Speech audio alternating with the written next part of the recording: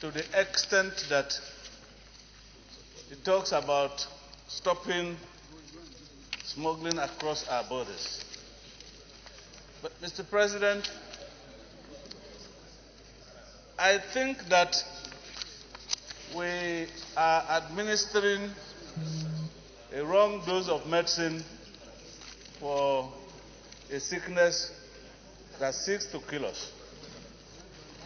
And, Mr. President, I think that when issues of this nature occur and smuggling is involved, closing our borders, certainly, to my mind, is a list of options. Mr. President, as I speak to you now, we have about 87 legitimate legal routes into Nigeria. On the contrary, Mr. President, we have over 1,097 illegal routes into Nigeria. And one of the banes of our security agencies manning our borders has been, Mr. President, the inadequacy or incapacity of the agencies to man even the illegal routes than the legal routes. And so, Mr. President, when we close the legitimate routes, the problem of our people is compounded by the fact that those who do legitimate businesses are also stranded and caught in the crossfire. As I'm talking to you, Mr. President, today, our legitimate legal importers of goods are stranded at the borders. Some of the goods are perishable. They will waste. Even those who have paid legitimate duties, are not even allowed to cross the borders. And, Mr. President, it may interest us to note that we are more of a consuming country than a manufacturing country. And so most of the goods items that we consume here are imported across our borders. And so when we close our borders, the problem is more on our people than even the solution we try to find to it. Mr. President, one of the reasons is insecurity and the proliferation of light weapons and small arms. Mr. President, today, the light weapons and small arms that are manufactured in this country are even more than those ones that come across the borders. Mr. President, as we close our borders, the revenues that are accrued to us through legitimate business, Mr. President, is not coming in again. It means, therefore, that activities at the borders will be stunted and stagnant for the period that our borders are closed.